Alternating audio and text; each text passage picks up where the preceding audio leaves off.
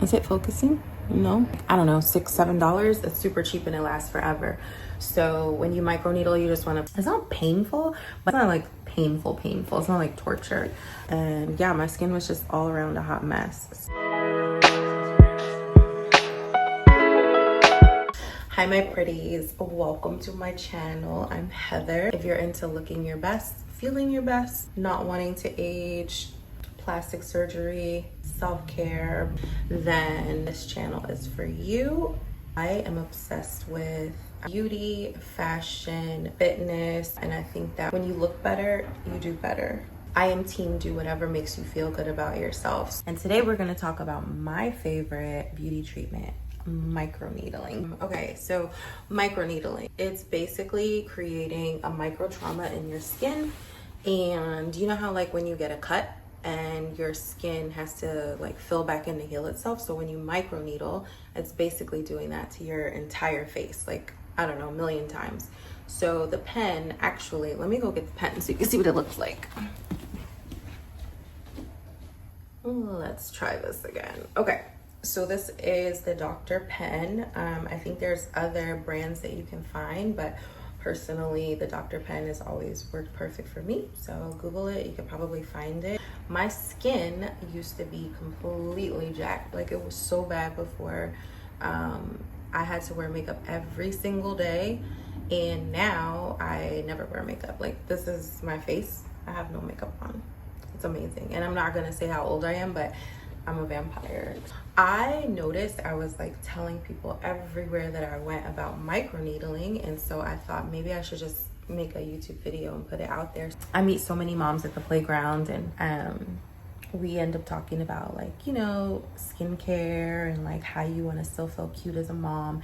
And my favorite thing has been microneedling, because when your skin looks good, you don't have to think about putting on makeup. You don't have to think about contour. You don't have to think about concealer, like all that kind of stuff. It's like, as a mom, your life is so busy. You just want to get out of the house, you know. In the morning, you wake up, you want to get your kid dressed, you want to get out the house, you want to get on to your day. And makeup is just so secondary to, for me personally, being a mom. And so yeah, I think microneedling is amazing. Like my skin used to be horrendous. Like before I had my son, I am very much a people person. I was always out doing fun stuff, going to music festivals, shows, influencer events, like whatever. And I would fall asleep. Like I didn't wash my face. I could care less about, if I did wash my face, I could care less about a toner, none of that stuff. But now my lifestyle is different. I do actually need to be able to just like get out of the door. And first off, what is microneedling? So sometimes they call it collagen induction therapy, and it's a treatment where like super tiny needles create micro injuries to your skin. Sounds crazy, but go with me. So basically, think about like whenever you get a cut or a scratch and then your skin cells, maybe it's easier to explain it. So this is the cartridge, and each cartridge has, this one has 12 needles. And so it's these tiny little needles, right? And just picture this thing vibrates really fast, and it goes like up, down, up, down, up, down, up, down. And so imagine it does that all over your whole entire face. And so every little hole that the needles create is another opportunity for your body to fill it back in with collagen. And that makes your skin look plump and moisturized and shiny and pretty and youthful and healthy and dewy and glowy. And that's what we want. So what does that mean for you? Microneedling can help with fine lines, wrinkles, acne scars, pores. Basically, if you want to look like you're 16 again, and I am not 16, microneedling is something you might want to try. Okay, this is the hard part, because I know some people get like worried about things that are painful. And while some of us live by the mantra beauty is pain, the rest of us are pampered princesses and don't want to feel an ounce of discomfort. So microneedling, when you're actually doing it, yeah, it kind of feels like, it's not painful, but it's like a sting. Like sometimes when I'm doing my forehead, because this part is like bone right here, it makes me want to sneeze. Like, I don't know, it's a weird feeling. It's kind of like, maybe if you went like this, like your eyes water a little and you want to sneeze. It's like that kind of feeling, but it's not like painful. It's not like torture. But if you're gonna do anything deeper than, I would say from 1 millimeter down, you probably don't need to use any lidocaine, but anything above that, I would definitely say to put some lidocaine on your skin. So first, what you want to do, lidocaine, don't touch it with your fingers. Like I use a Q-tip, so I just like scoop a little bit with a Q-tip and like, you know, wipe it all over my face.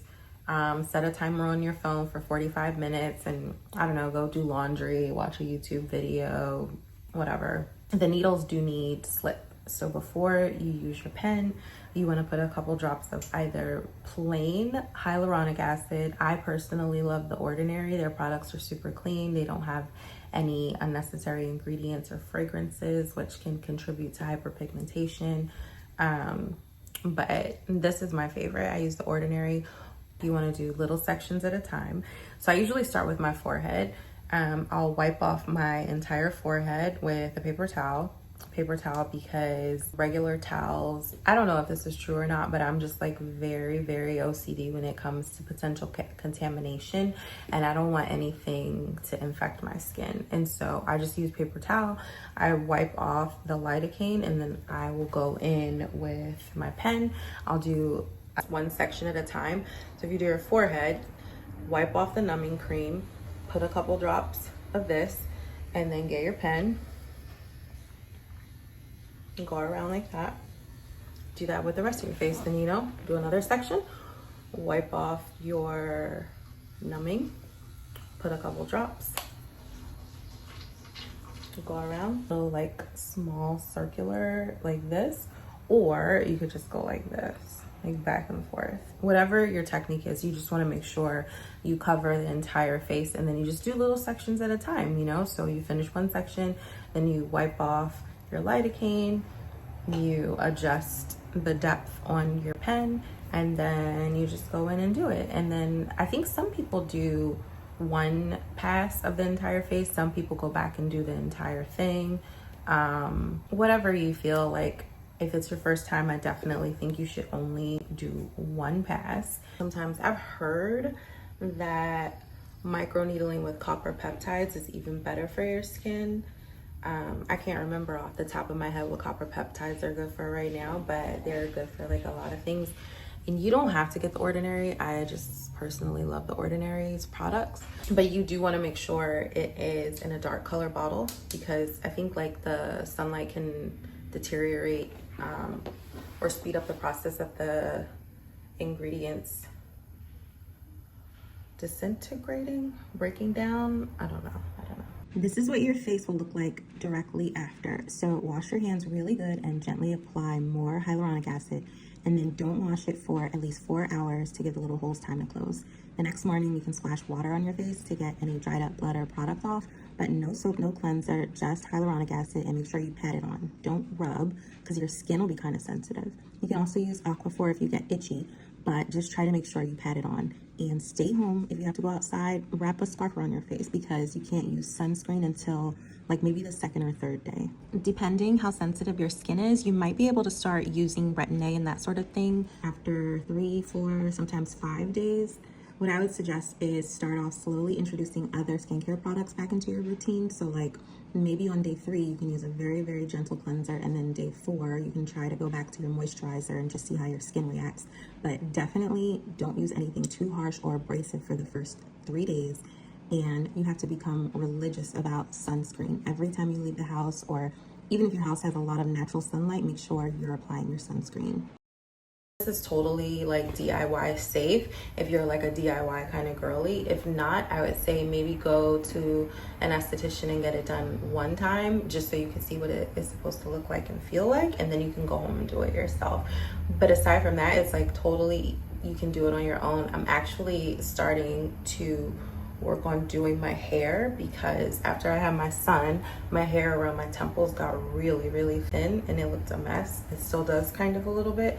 And I saw on Reddit forums that you can use micro needling to make that grow back. So that's the next thing I'm gonna do, is I'm gonna start micro needling around my edges once a week, every time after I wash my hair. So the biggest thing with micro needling that you want to be mindful of is cleanliness. You have to keep your entire environment sterile. So what I like to do before I'm gonna micro needle my face, I swap out my towels, my washcloths, my hand towels, my sheets, my pillowcase, my duvet cover, like literally every single thing that can have any kind of bacteria on it. You want to get rid of that, get it out of your environment. If you accidentally touch your face, or if you accidentally blot your face with something and a little tiny bit of bacteria gets in there, you're screwed. I don't know what it looks like when you get a bacterial infection from microneedling. I don't want to know what it looks like, but that's why we have to make sure we clean our environment. So that's first thing. Second thing, you want to cut out all additives on your skin. So like if you use retin A, vitamin C, niacinamide, what are some other additives? Chemical peels, like anything basically that is trying to mimic cell turnover, or what's the word? Exfoliation. Anything that is like pushing your skin to exfoliate more, you want to cut that completely out for 3 days before you microneedle and 3 days after. You also want to limit drinking, so no alcoholic drinks for 48 hours before and none for 48 hours after. You know what? I'm actually gonna just put like a whole like pre and post care doc together, and then I'll put that in the comments because I know I'm just not gonna think of everything right now. So recently, I had never before used to microneedle like this part of my face, right? Because I thought like getting too close to the eye skin was gonna be, I don't know, veins, capillaries, whatever. I just don't like to do anything too close to my eyes.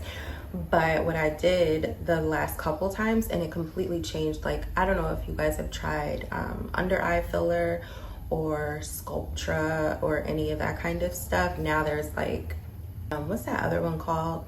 Anyway, regardless. So what I did was I like pull my skin like down just a little bit like this, and then I microneedle so that I wasn't like close to my eye. And afterwards it looks like really puffy and kind of crazy, but when I tell you, you won't need under eye filler. It's crazy. Like, it's actually crazy how good it works. I also did the same thing with my eyelids because I noticed around my eye area was looking kind of dark. Like in the summer when I'm tan, you can't tell, but in the winter when I start to get pale, you can notice that this skin is like darker than the rest of my face, and it's not cute because I look like a corpse. So what I did is I started microneedling, and you just like pull this up a little bit because I don't know, it's not deep enough to get to your eyeball, but just be on the safe side. I pulled it up more and then I microneedled it, and same thing, like this skin is like thicker, it's smoother, it looks more airbrushed. When you put makeup on, oh my god, it looks incredible. Like now that I started microneedling consistently, I used to wear makeup every single day. Now I wear makeup maybe once a month, if that, like only if I have somewhere to go. For the most part, I don't even wear makeup anymore. So if you are microneedling consistently, like the changes that you see in your skin, it just makes it smooth, it makes it look plump. You just look airbrushed, and who doesn't want to look airbrushed in real life, not just on Instagram or TikTok or YouTube. What else can I say? What else should I talk about? It's lunchtime, we'll take a break. This was enough work for today, yeah?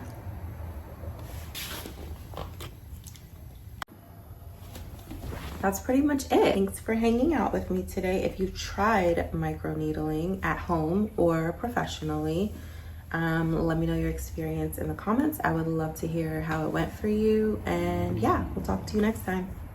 Bye.